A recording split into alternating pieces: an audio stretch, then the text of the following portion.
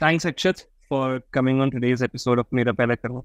And I'm really excited to have you on board for this episode because our story goes way far. Like, I think we met in around 2019 for some consultancy related work around sales. And it's really great to have you on board today with the podcast. And it's been a while, and I would love to catch up with you myself and love to share your journey with the world and our audience. Thanks a lot for having me, Osama. Yeah, it's lovely to be speaking to you and being in touch with you after so long. And 2019, well, that's 5 years. Yeah, time is gone by. The COVID ate are 2 years away, so I don't even know where those 2 years went. But Yeah, true. so, but from what I've seen, like personally, like having known you and talked to you in the past as well, I think you have a very interesting journey. Like you went to a university abroad, I believe NewCAST, if I'm not wrong, and Correct. NewCAST. then you did a couple of jobs, but then you just started on your freelance journey before it turned into an agency. And then you scale it up to another agency with some other people, and now you're working as a CTO. So I would just like to understand from the beginning, like if we can talk, like if you can introduce yourself a little, and then we can start talking about NewCAST, because I would actually like to learn about how it is as a university. Like, should people even consider going there? It's just for the sake of it. Sure. I am Akshit. I currently work as a CTO at RightLife. RightLife is a product in the health and wellness space. It is a B2C application. RightLife is an entity under Jet Synthesis. So Jet Synthesis is the parent company that's based out of Pune. And Jet Synthesis has about 35, 40 products. They are big in the gaming space, but they also do products in other domains. So I am currently the CTO of RightLife, which is a product within Jet Synthesis. As for my history, yes, you're right. I went to Newcastle University in 2008. Took up computer science there. Now, undergraduate in the UK is generally a 3-year program, right? The engineering courses at least. But you have the option of making that into a 4-year program, which is basically a sandwich year program, where the 3rd year of your college, you spend that year working at a company. You find that job. The company also has a career board, and you can use the university's resources to get a job. But you have to get the job. You have to get the company to agree to give you that sandwich year program. And that 1 year, you are actively working with that company full time, right? At the end of the year, you have a presentation that you have to give to the company, to the university, and the university still marks you on your work, and you get a grading, and then you move on to your final year of university. So I decided to take up a job there at a company called Prism Tech. I was working with the marketing team. I was working on the Salesforce application. Salesforce today is huge, billions of dollars. But back in 2009-10, Salesforce wasn't as big as it is today. Yeah, that is something I would like to touch upon, because you've been in the space of like computer science and these SaaS products before they were a big thing, right? Like they were there, they were existing, but they were not a big thing. Like the wave was not there, especially as they are today. So I would like to come back to that and see if you can complete your story. Right. So I worked on Salesforce platform, built a few tools on their platform over the year. I continued my work with that company during my final year as well. During my final year, I was working with them part-time. Once my university got over, I ran out of visa. The UK government had stopped their 2-year complimentary visa to any graduate as well during those 2-3 years in between. So I had no option but to come back to India. I came back tried getting a job. Was that because of the recession in 2008? Like the reason why they got the visa? No, the Labour government had passed this rule that they will stop issuing PSW visas. So post-study work visas was something that was issued to any graduate from a UK university. And that was stopped from 2012 to 2015. It was resumed again in 2015.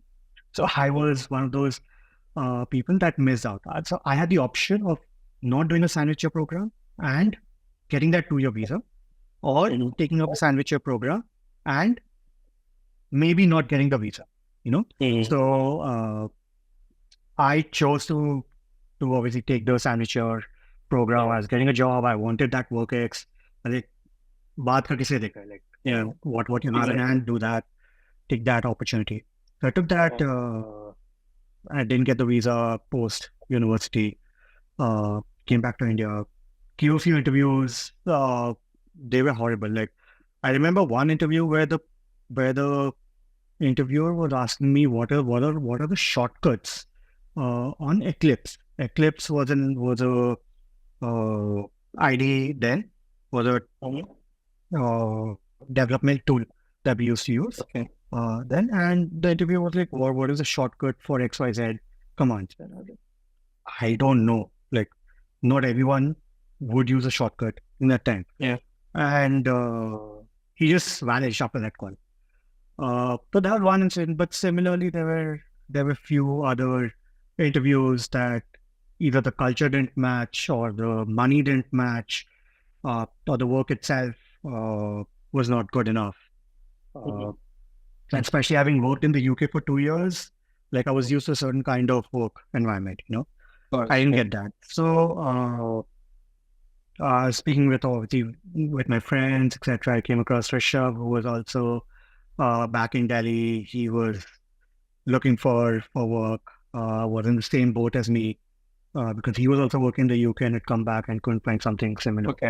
So ultimately, we decided to start Bootstrapping Studio. We started that company in Bangalore towards the starting of 2013. And we we ran that company for about 7 years. Rishabh used to handle the Android side of things. I used to handle the iOS development and the backend development. So sort of a full stack dev. We both used to handle the sales, marketing, the accounts, everything else that comes with running a company, It was torture. We made a lot of mistakes. We paid a lot of fines to the government, but we also learned a lot during those 7 years.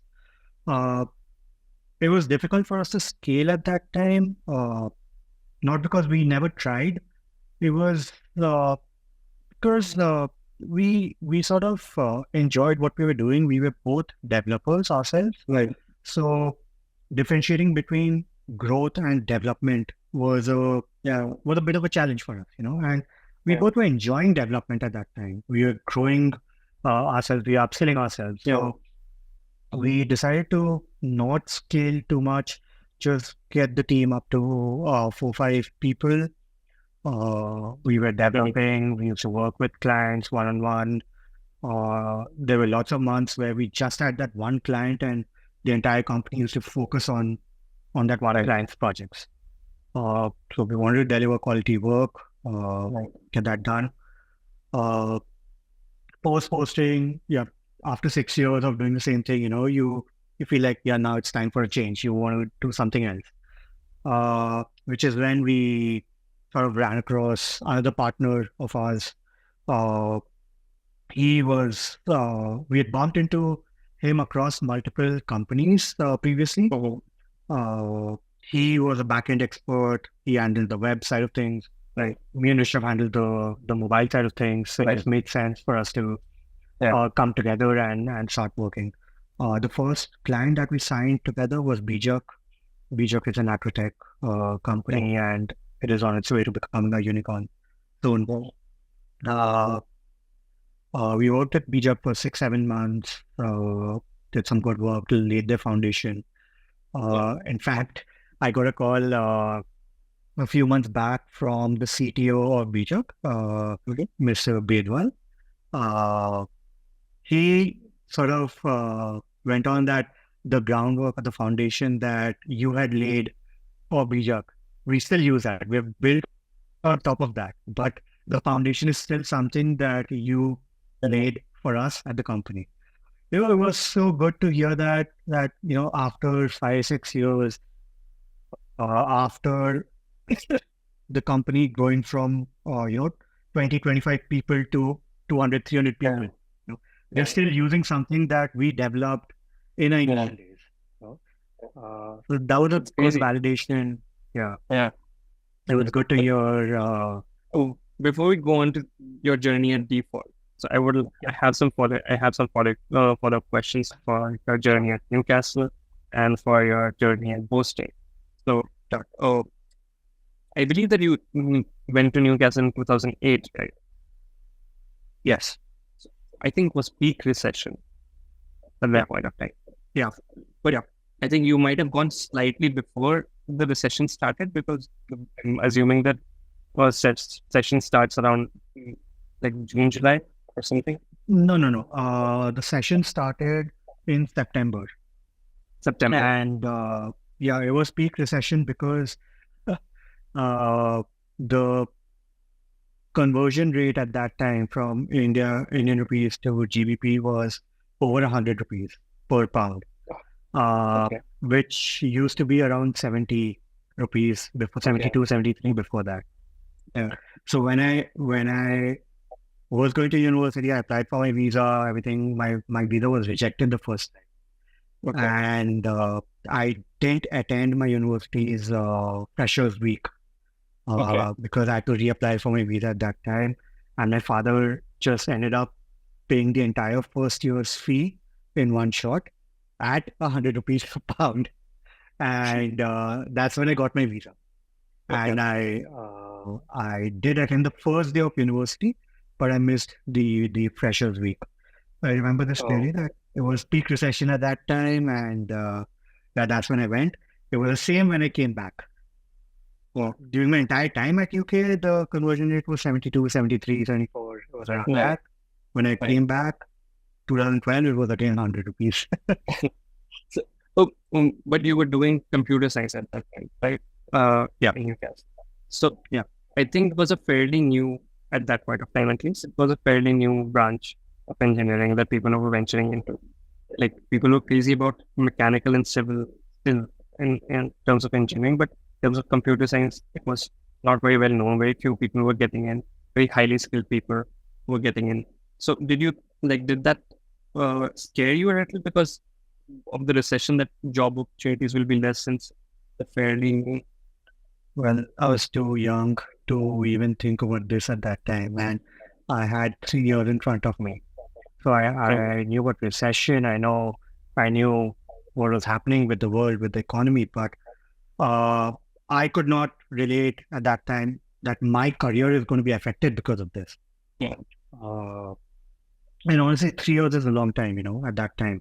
So I was sure that the situation is not going to be the same what it was in 2008. Right. By the time I graduate, it's going to be completely different. So, the recession getting me scared, I think that was not a factor in me going to UK. All right. But did you get some, were you aware of the SaaS companies out there, like Salesforce? You're working with Salesforce operations, DevOps, in some other company. So, were SaaS companies big at that point of time?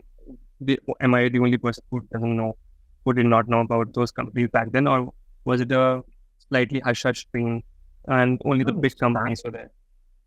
Companies were still big. They were not as big as they are today because technology in general has grown a lot in the last 10 years. But SaaS companies in its own environment was still big. They were still quite massive. Especially in India, I think the entry was a little later on.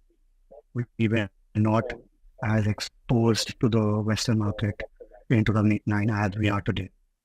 I mean, Right.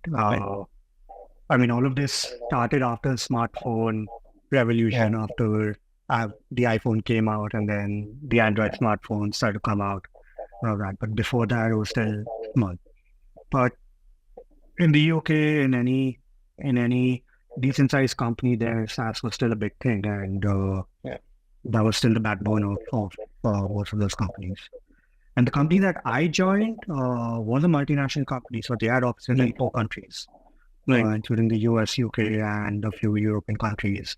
And they had multi-million-dollar revenues at that time. So it was a decent-sized company even then.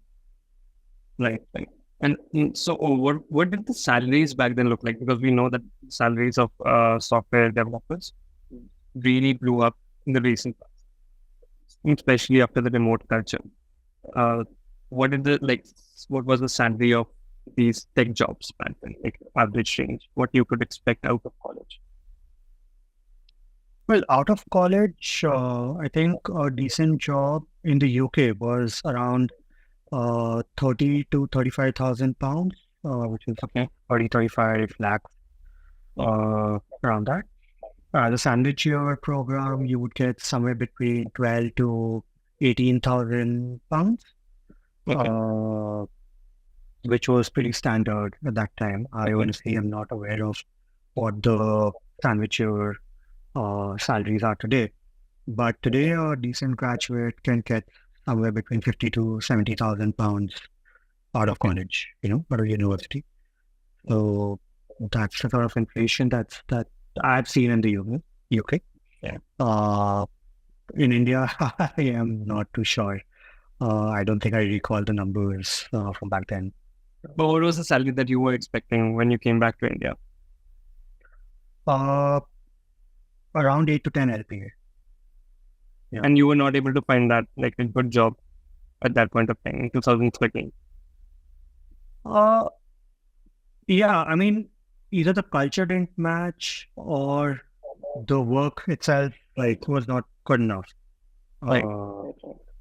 So, and honestly, maybe the effort as well, the kind of support that you have in getting a job today is a lot more compared to what you had back in 2012. So even that aspect has changed, like the number of job boards, the number of postings, LinkedIn, other postings. Came really strong so far, since then.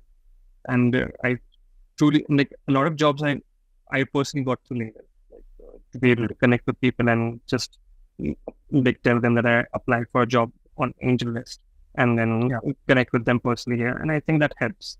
It's a good way to reach out to people. It differentiates you from the rest of the line also, because the people just apply. They just apply and they just leave it there. But having said that, in boasting, you ran boasting for around 7 years, which is a long time. Which is not a short time. I mean, you probably started with freelancing, you and Rishabh, when you partnered together. What I would like to understand is that to even be able to sustain, even if you did not, it was not exciting to you as such, but just to sustain for 7 years. And I think during that time, you also invested as an angel investor in Hungry Jars.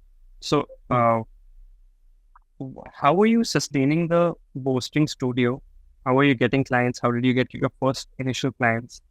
Did you use Upwork, Freework, or freelancer.com or whatever sites were there at that point of time? Or was it by utilizing your personal network or cold emails? Or what was your strategy at that point of time to just even get those first few clients? The first few clients, honestly, were from Facebook. Really? First 2 clients. Yeah. How? One was Seek Sherpa. They were building a community of Sherpas across multiple cities. And it was a small project, not a lot, very small. setup.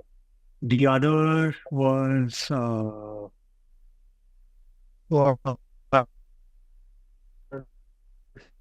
something to do with Katha. The religious side, they had audiobooks and other religious material which they wanted presented in a mobile application. Okay. So yeah, they were pretty small projects. Survival was tough. Thankfully, I had a bit of money saved up from my time in the UK. Rishabh was living in Delhi with his family, so we didn't have our day-to-day expenses as such at that time. Yeah, we got by. At least the first year and a half was a little tough. We made enough to survive, to keep the company running. Then we started. We started getting projects, but most of them were through word of mouth or through our networks. There was very little marketing that we did. We are both engineers. We are both from the tech background. I was from the tech background. Rishabh was from the mechanical background. We knew almost nothing about marketing. We started a company where we knew nothing about marketing or sales as such. All of that we learned on the job, but yeah, most of our big clients, most of our good clients have been through networks, through word of mouth. I've always believed that the best way to close a project is if that client comes from a recommendation of previous work that you've done. Yeah, for sure. But how did you get clients from Facebook? That is very interesting. Like, whom did you message and how did you find them? Are there groups for that? Oh, yeah, that'd be a little tough to recall right now. Right. But yeah, there were groups. A lot of people used to post small requirements, and since we were a two-man shop initially, we used to follow up on almost every lead or thing that came through. There was HasJob. HasJob had HasGeek as a company based out of Bangalore. They had a job board called HasJob, and we got a few leads from there where people used to post requirements for mobile developer, Android developer, iOS developer, and we used to follow up on those requirements. We used to reach out to them and see if they would be willing to outsource their work to an agency such as us. And because we were a small agency, because we were developing things ourselves, it was a little easier for us to close requirements, Yeah, but you can manage the costs. More than the cost, it was that they knew firsthand the people that were developing. And we always stuck with one project at a time. So if I was working on something, I would put 100% of my time on that project alone. I didn't pick up 3 projects at the same time. Maybe I would be working on something, Rishabh would be working on something else.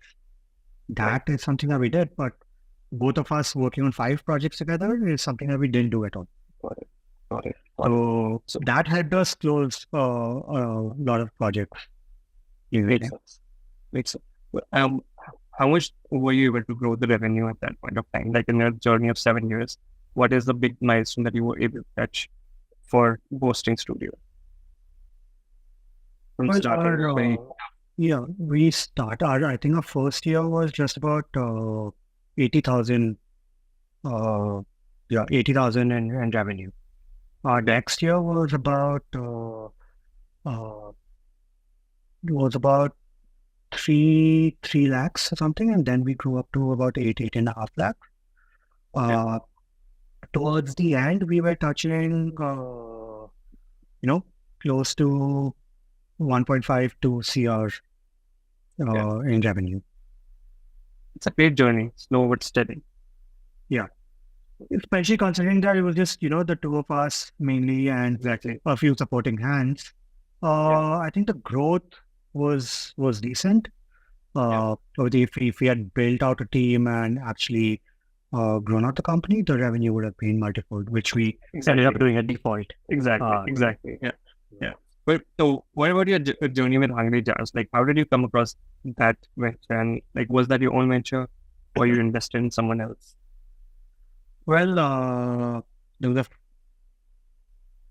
friend of mine, Nana Trehan.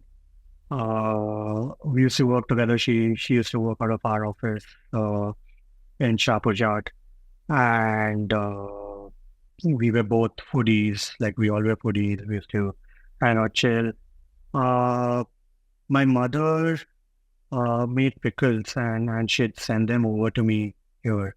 So we were having them one afternoon and just came about, that why don't we sell this? Why don't we create a company out of this? And I was like, sure, let's do that. We had a brand identity already in place, which was called It's Homemade. So Nana had this design herself, the logo, the branding, all of that. She had this done by herself previously, for some other project, which never materialized. So the effort of starting or the branding and all that was not there for us. We started off with It's Homemade as a WhatsApp only company. We accepted orders on WhatsApp and Instagram only. We shipped out to close relatives, all of that. We tried it out for a couple of months. We got pretty good response on Homemade. We set up a few stalls as well, in a few societies. The initial response was good, which is when we sort of thought of, expanding it. And Hungry Jars came over to me. Like, then we thought, let's do it properly. If we're doing it properly, let's set up an entity, do a proper brand, which is more recognizable, and let's grow it out properly. So that's when we set up Hungry Jars. Nana was like, we were both equally involved in the project, but all the creative things and the recipes and all that used to be Nana's side. I used to handle operations. We did a few stalls here and there, a few exhibitions. We were on LBB. We were on Instagram. We even spoke with Cred when Cred came out initially, but they had a minimum order of 10 lakh worth of products, which for us was not possible at that time. Cred, Cred app. Yeah, Cred app. When they had first launched, they were doing a lot of offers and they were signing up a lot of companies at that time and giving out free stuff. So we thought Cred would be a great marketing platform for us. But that didn't materialize just because we didn't have money to fund ourselves at that time. And then COVID hit. Once COVID hit, all of our products, started to get spoiled. We didn't know when COVID would go away, what would be the next thing there. So ultimately we had to pull the plug because we were still losing out money every month on the fixed expenses. And there was absolutely no revenue during that time, which was starting to get heavy on our pockets. Any money that we had made in the company, made by Hungry Jars, was already put in. When that got to zero, we're like, it's now a little difficult to put in any more money into this, which is when we had to pull the plug. And makes sense. Yeah, and that's what it. COVID ate up another company. That's true. But COVID, I think coming back to what you were telling us initially about transitioning to default with another partner or with along with ownership. So I think COVID also helped you guys with a lot with the remote opportunities, because a lot of companies like overnight went remote and they cut the cost. Like we used to hear these news all around us that so many jobs were like people were laid off here and there across the world. But just because those people were laid off, I believe that companies were still looking for the work to be done, and they were going the agency route then to cut their costs. So I think that might have helped Default grow faster than it would have without COVID, without the remote culture coming in. Absolutely. On one side, when Amrija's food company couldn't survive, the tech business was booming. COVID was a big boom for any tech company. And yes, remote, like we saw proper remote culture in the entire country, rather in the entire world at that time. Default had just come about to be just before COVID. We had sent all of our teammates home, thankfully, before the lockdown. Everyone was home when the lockdown was announced. But yeah, COVID did help us hire a lot of great people during that time. It helped us grow quite fast. And ultimately, we decided to be a remote-only company. Even after COVID, even before I left Default, we were still a remote-only company, 100% remote company. So over there, like, what did your business journey look like? So you were working as a developer until posting studio, and then you probably transitioned into a more of a COO role rather than a developer role, because you already have you had a good team to operate. You were managing things rather than developing things, if I'm correct. Please correct me if I'm wrong. So how did that journey look like, the transition from developer to manager? And along with that, how did the business go? Like year on year, what was the growth looking like? When we say growth, what did it look like? So, yes, I used to develop as long as I was at Boosting Studio, and then Bijak came away when we added on a third partner as well, and started to transition into Default. Bijak was the first time when I was completely out of development, and I was purely in a product manager role at that time. When Default was formed and we formed the entity and decided to take it properly, I took up the CEO position and I gave up development completely. I used to purely handle operations, which meant that delivery of any project that we took was ultimately my responsibility.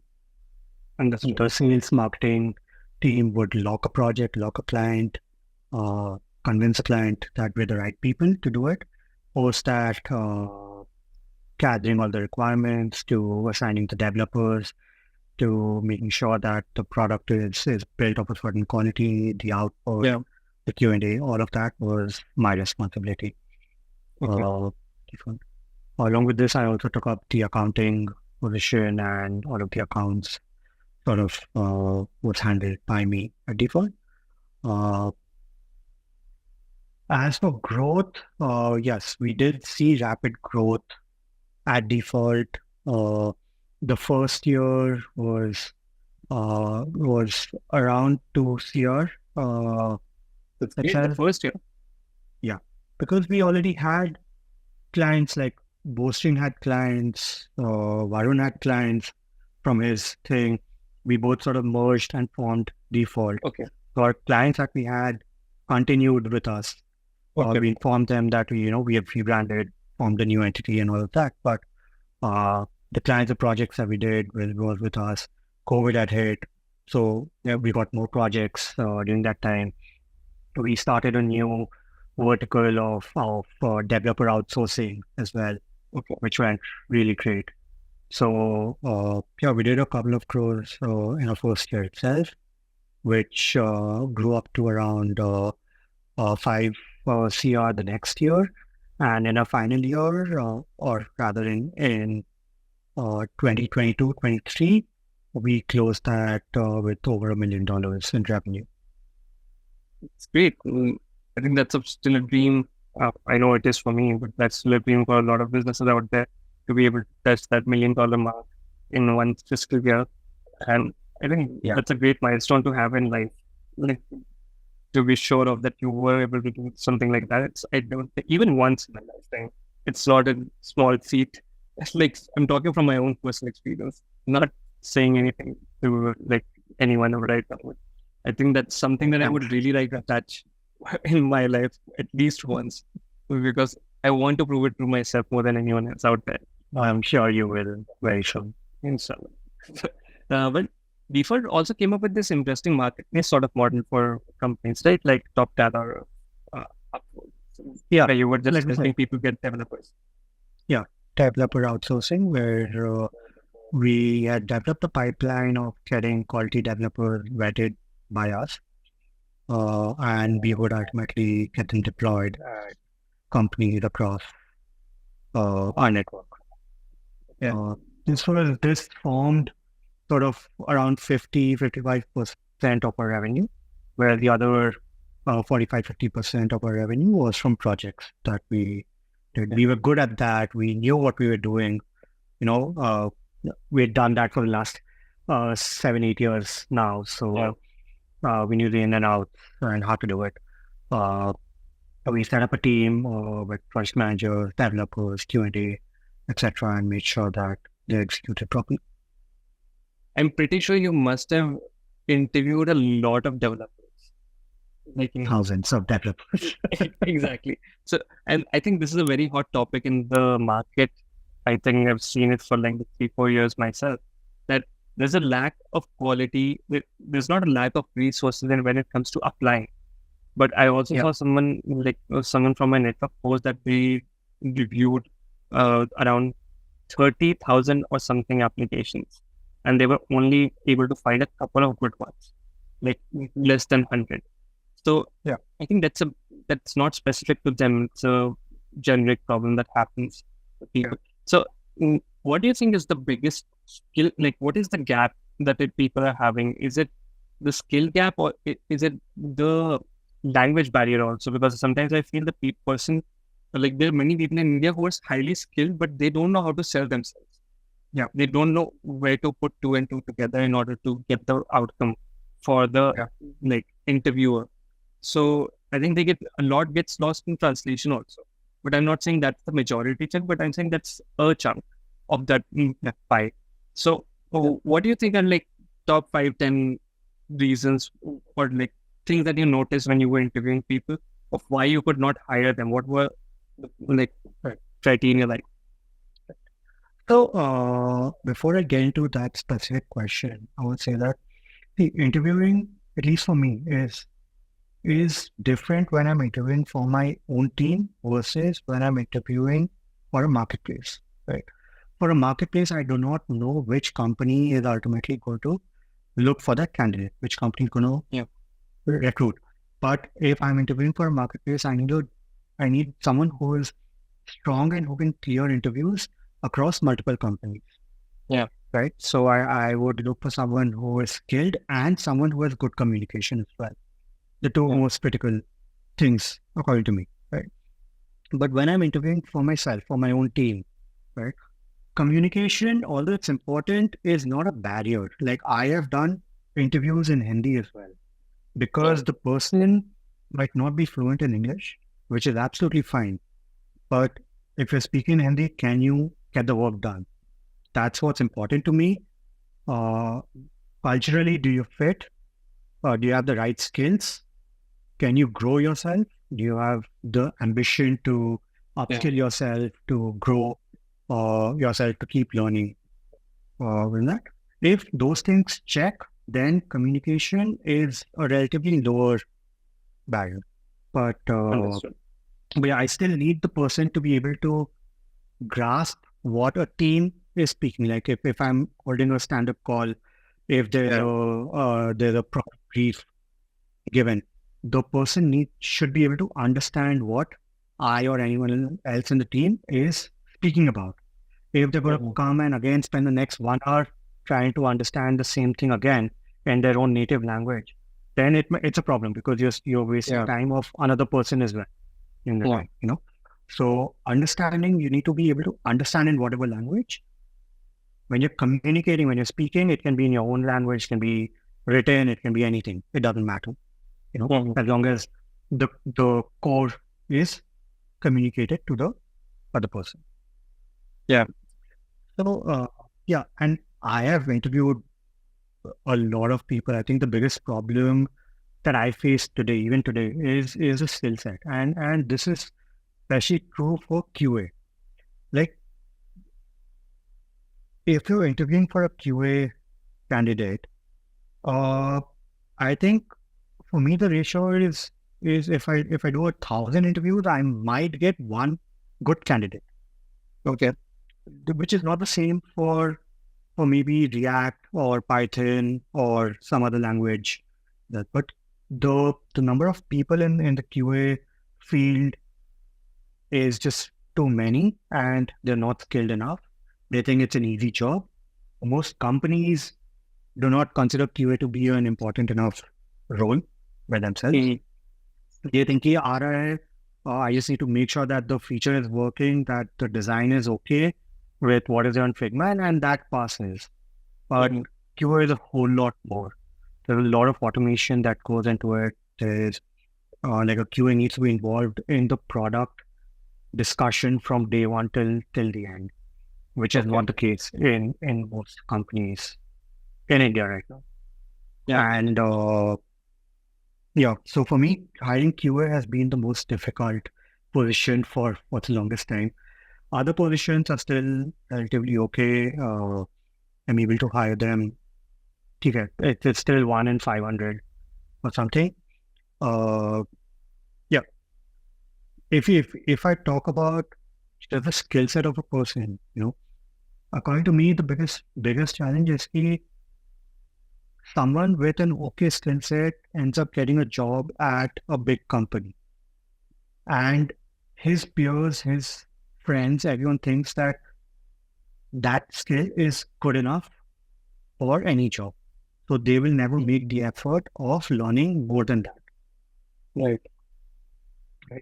And that has become sort of a cultural thing within India, that we are at a plateau. This is good enough to get a job. This is good enough to work, but I will not go beyond this. I will not try and learn more than this. I will not try to automate myself. I will not try to upskill myself or become better at this, or even understand why this is happening in the way that it is happening. I know that if I do X equals 0, I will get X equals 0. But why is X equal to 0 is something that I will never bother to even understand. And a lot of this comes from the ratta culture that we have in our schools and colleges as well. Learn, mug up whatever is there, and that will pass you in exams and tests and all of that. Similarly, when you're programming, if you have to write a certain algorithm, you mug up, or you know that you perform it in a certain way and you get the result. But why do you do that? Can you try in another way of doing that same activity? Most developers will fail in those aspects. Yeah, exactly. So that's a challenge. Like, even in my interviews, I always ask candidates, why do you do what you do? And most people do not have the answer to that, So that's true. So I feel like I just feel like that when you try to do something without understanding the concept behind it, you will not be able to replicate the success elsewhere, because you're working in a simulation. Like, just because you know how to play a video game where you know how to fly a plane does not make you actually a pilot. Otherwise, that would be so it's the same thing here, right? You're working in a simulation, you're thinking that you're an engineer. You know how engineering works. You're not technically an engineer until you know how to build things on your own. If a job needs to tell you what to do, what not to do, then you're just like, you're not an engineer. I think engineers are more creative than they're credit for. We have been told that engineering is non-creative. like job set which just follows rules and instructions because of the job There's culture. a lot of creativity in engineering. Exactly, that's what I'm saying. Like you can't think of a logic, just a logic alone, like one sentence. You need to imagine 10 scenarios. Like, will this be correct? Will this be correct? Then you need to try out a couple of them, and then you need to see which one works. And even then it does not work, then you need to start over again. So I think it's not talked about enough how creative of a job engineering technically is. Like all kinds of engineering, not just computer engineering. So, but we in India, the problem that I see around me is that people take the creativity out of the equation. Like you said, they're just trying to pass exams. And that is where they hit a plateau. They get into a stagnant job where probably it's a big agency and they're just one of the many people. And they will not be able to survive where it's a fewer people team, like smaller team where stakes are higher. You know, what is even sad is that there are a lot of coaching institutes that are coming up.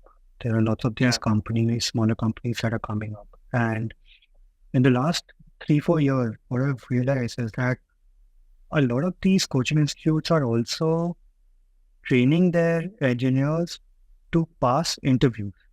They're not training them to be good engineers. Some engineers do come in during the process. They also learn to be good engineers, but majority of the cases, what I've seen is that these engineers are being taught how to pass interviews, how to get a good job, but not how to succeed at the job. Exactly. Which is very sad, and that we sort of are realizing that, or we're seeing that in the market today because of the quality of products that are coming out. Some are horrible, some are okay, decent. There are very few that are great products. Yeah, 100%. But it just happened with me also. Like when I was working on my last job, I put up a post. People, they were hiring. It was a tech agency. They were hiring software engineers and product managers. But product managers was only one, and software engineers were multiple positions on multiple levels. So we got like 100, 200, 300 applications, but not one of them was selected. All software engineers were trying to transition into a product management role without having the experience of being a product manager or managing anything. So I think everyone is working for titles. Like I see it in that startup space also. A lot of people start their own businesses to have the title of a founder, not to actually succeed at the bench. Like wish to succeed, but they have not done anything to succeed in it. So just because you wear a uniform does not make you that person, right? So uniform isn't like, regardless of what American says in 3 Idiots, uniform isn't the difference between a skilled person and a non-skilled person.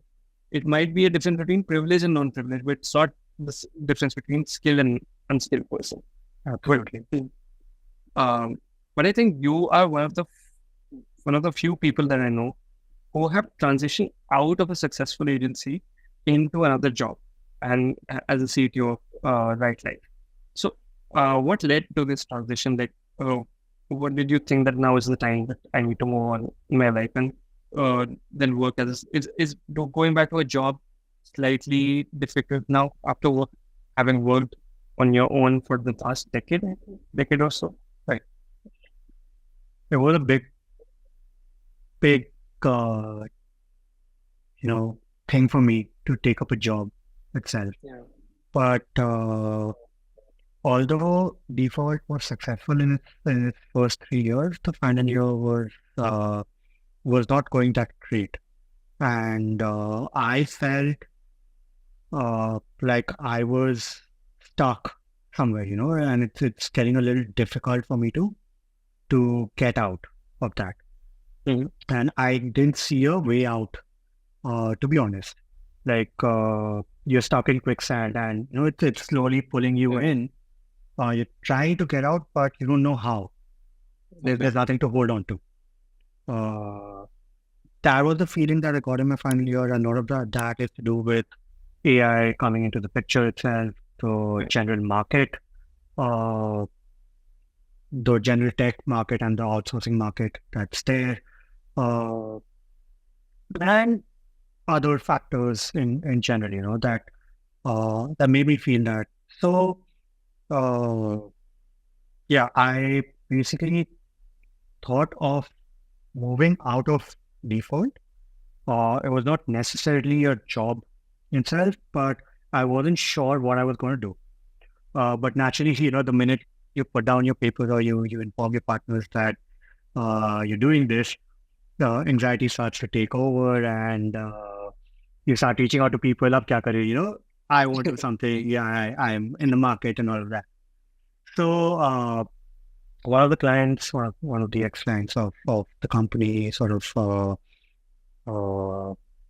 I reached out to them as well, as I was doing with 100 other people, and staying up one night just emailing and messaging people. So one person moved quickly. He made an offer at that time, and because I was at a stage where I was not sure what I want to do next, I got an offer from this person. Why don't you come and join us, and we'll build a team together and do one of that. A little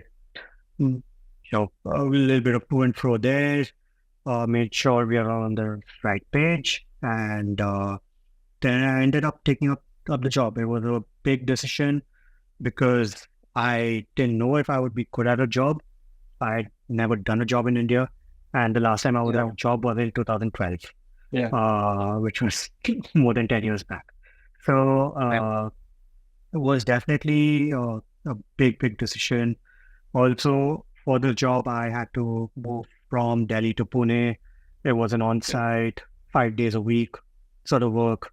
But at the same time, it seemed like a good challenge. It seemed like someone had extended a branch to me when I was in the quicksand and showed me a way out.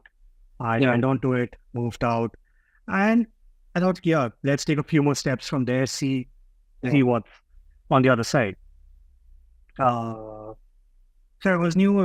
I thought, as a personal career growth, it would be challenging. It would be exciting. It would definitely be upskilling for me personally. And see, having your own company is a 24/7 job. Your mind is constantly at it. Whereas taking up a job is still a little relaxing because you don't have those overheads to think about. You have certain weekends that you have to yourself, or you take a break, you have that break yourself.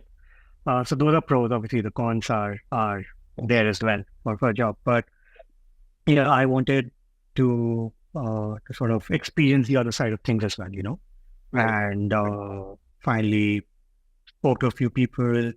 They're like, would be a good thing for you. And ended up, it took, I think, 7 to 8 days before I actually signed the paperwork with this company and confirmed my employment here. But the journey here has been interesting. It's been good. The first few months was nice. It was a good change of pace from the constant 24/7 thinking, being on something, to sort of relaxing. I can sleep without my phone around. Get up peacefully to that. But in the office, it's constantly back to back things. And obviously coming on into a senior position here as well, building the team up, all of that, getting the product out in the market, and thinking more from a product point of view rather than a services point of view. So that's a big mindset change as well. So the journey definitely has been interesting. It's been fun. It's been nice, and in hindsight, I think I made the right decision to sort of switch when I did. I think you might be getting some more family time. Absolutely. With the job that you would with the startup of your own. And I think you, like in a job, you can, where you can cut off. Like after 6 p.m., it is acceptable that if I'm not available But in a business, if you do that, the business does not end up surviving in most cases, because if there's something to firefight and someone needs your help, you need to be there. You can't be like, oh, this is not my working hours. I've seen some people like that. Oh, I don't work after 7. But then that's a different approach, or like a different stage of the venture. It's not for early stage ventures. Like you can't be not available. At least from my experience. I did end up joining a startup itself at RightLife in a small company, small team. So you still have those times when you have to extend hours. You still have to be available. It's not exactly कि 6 बजे या तो laptop बंद and all that. So you still have to work. Although the CEO of RightLife believes a lot in a good work-life balance, so we still get a lot of personal time to us. But when the work is required, then I got to be there, and I have to set an example for the rest of my team and make sure that we deliver a quality product in the end. So, How big is your team right now then? In RightLife? So team itself is about 15 people. That enough. The engineering part, a bit of it is outsourced. So we have about 8 to 10 engineers that outsource as well. And what exactly is the product that you're building? We're in the health and wellness space, so we have a bunch of services within the product, which you can use by paying very nominal fees, nominal charges, but gives you multiple biomarkers about your health. And so, for example, you can do a 30-second facial scan with your device, which gives you about 18 biomarkers about your health, including early signs, early cancer detection signs. And these are patented. Yeah. These are patented tests in the US. They are also going to get FDA clearance very soon. But similarly, there's a health audit, which does a series of question answers, and it gives you a few biomarkers about your health. There's a mental audit, a mind audit, which has multiple mental tests that you can perform on the application. We have a bunch of content around these. So based on your results, we recommend the right content for you. There are affirmations on the application. We have live classes where we tied up with instructors, yoga instructors across, and they conduct live classes for you on the application. Similarly, we have workshops as well. We are coming out with our Eat Right module, which is basically, it gives you a 7-day or a 1 month or a 1 year recipe recipes for your meals. You can choose to gain weight, reduce weight, stay as you are, just eat healthy. Based on your preferences, the recipes are generated and presented to you. And finally, we have a bunch of products as well on an e-commerce platform. And those products are recommended based on your results, based on the content that you're consuming, based on your dietary preferences, all of that. So the more amount of data you give us, or the more amount of tests and things that you do on the application, the better the result overall. Yeah, the accuracy increase of the results. Yeah. Well, so is this like RightLife funded, or is it bootstrapped? So, like I said, the parent company of RightLife is Jet Synthesis, and Jet Synthesis is a decent sized company. It's a 15-16-year-old company with about 500-600 employees and multiple products across. So currently, RightLife is funded by Jet Synthesis. And yeah, we are looking to raise money as well. All right. So you're looking to raise as an individual entity. You're going to raise funds as well, but you're backed by Jet Synthesis. Yeah. Jet Synthesis. Yeah. Got it. That's interesting, because I think like the first test that you told me that could identify early signs of cancer through a facial scan. I think that could actually decentralize and democratize the test by a lot. If that, I don't know about the accuracy of it, but if it's even slightly accurate, like it could probe you to go to see the doctor. Yeah, exactly. That's the next iteration to the product where we bring in AI and use your results to sort of give you actionables on your thing. We're not going to recommend medical treatments in any way, Of course. or all of that. But we are going to at least guide you in the right direction or point you that these are the open options. Whether you choose that or not is completely up to you, obviously. Yeah. But meaningful results on your diagnosis is something that we want to do. Right. So, would you like either build something like Practo of your own, or would you be willing to partner with someone like Practo to just suggest that you're having this issue, you're having this problem? Like you can advise, like give medical advice, but you can give suggestions that you can go see doctor so and so. Well, there are a lot of things in a pipeline, and honestly, I don't know if I can speak about all of them right now. Right. But yeah, we have a healthy 2-3 year pipeline with multiple integrations and the entire end-to-end end-to-end feature list for a user to help them improve their daily health. Okay, got it. And so, are you looking to hire a few people right now? Like in your team, are you hiring? Maybe in a couple of months. Okay. Right now, I think we have a few active developments ongoing. Once this is complete, we might open up a few positions then. Got it. But you're on the lookout for good QA people.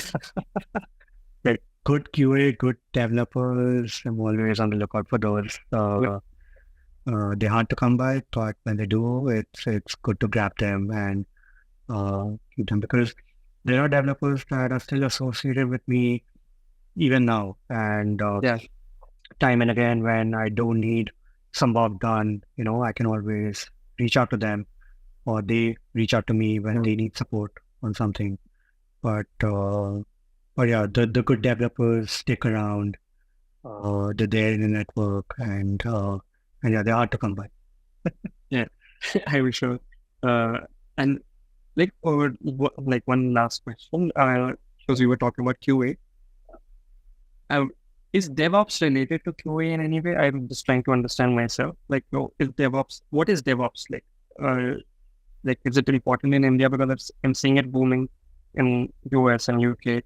Like, they're like very high paying DevOps job. They're very high paying QA job also. So I thought like it might be related somehow. So that's why I'm checking with you. So DevOps is basically all of your infrastructure related work, all of the operations related work around development itself. So you have your AWS or your Microsoft Teams or Google Cloud and all that. So there's someone who needs to set up your database. There's someone who needs to set up the servers. So you have HIPAA and GDPR compliances of Europe and US. Now we have DPDP in India. So there are more and more compliances coming up. There's a lot more things coming out around security and data protection, privacy, all of that. So companies such as ours and a lot of other companies that are collecting user information needs to protect that data as much as possible. So like the EU says that if you're collecting data of EU citizens, then that data needs to reside within a server located within EU itself. You cannot take it outside. Yeah. But you have applications that are global, so you have the same application being used by people in India, same application being used by people in Europe, same application being used by people in the US, right? Yeah. The experience needs to be the same, but the data needs to reside in multiple places. Now, Right. obviously, who does a setup of this? Or DevOps engineer does it. Okay. So, to meet, like, this is a very, very basic and rudimentary Yeah. thing Just that I trying to told you understand about what a the high level DevOps scope. does. Yeah. Yeah. There are a lot more things that go into this, but majority of it is around the security and the privacy of data and setting up and maintaining these infrastructures around an application. Got it. I think that helps me understand a little better what DevOps does. Like, I did not know. That's why I thought I'll ask you. But I think that's it from my side. I really wanted to thank you for taking out the time and coming on today's podcast. And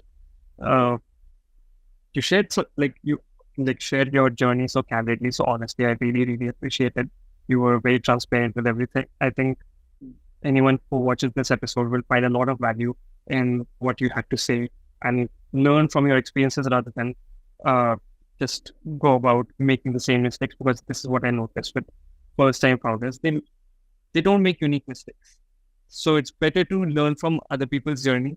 From even a small thing like that, you ended up paying a lot of fine to the government, like in your early days. So just having a legal consultant on your side from day zero just helps. Yeah. So I find like this, we would have paid half the amount that we would have paid in fines. So it would have been it's happened to me too. Even though I had a legal consultant on my side, I was trying to play smart. I will not sugarcoat it. I was trying to be over smart, and it blew up in my face, and I had to pay a couple of lakhs in fine. And this works out, and I just understand the seriousness of things better now. And then that is what I advise people also, that you need to take these things seriously. Otherwise, you will end up paying what you need to pay. You will not be able to leave it anywhere.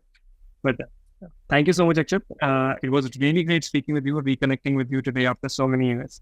And I really hope to keep in touch and maybe bring you on for another episode once you will complete the development of RightLife, and then we can talk about things that you couldn't talk about. Anytime. Thank you for having me. I'll stop the recording now.